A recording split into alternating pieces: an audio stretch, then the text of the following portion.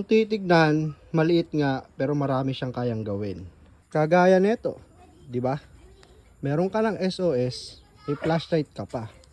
Adjustable ng kanyang pinaka-tip. What's up guys? So may bibida lang ako sa inyo, no? Isang maliit lang na flashlight, no? Sobrang liit lang talaga niya. Ha? Dual purpose, multi modes, marami siyang modes na pwede nyo ma-enjoy. So light test natin dito. So yan, kita nyo naman.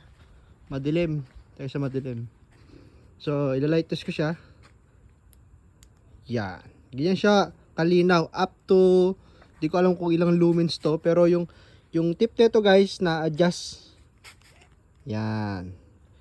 Kung gusto niyo panutok, ayan o, pwede niyo panutok. Wala yung naabot nito guys, parang laser pointer to. Yan. Pinaka bright mode niya, mahina, tsaka strobe lights.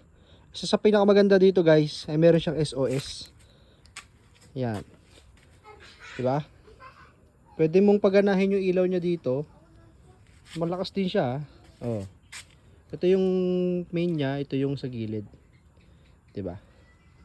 Pwede mo rin pagsabayin yung kanyang SOS at saka yung pinaka main light. Pwede to sa mga security guard nating mga tropa dyan, mga ka-5.9 natin. Sa mga ka-5.9 natin, alam mo ko, naghahanap kayo ng mga budget flashlight na ganito lang to. Mura lang to, nandito lang to sa Yellow Basket.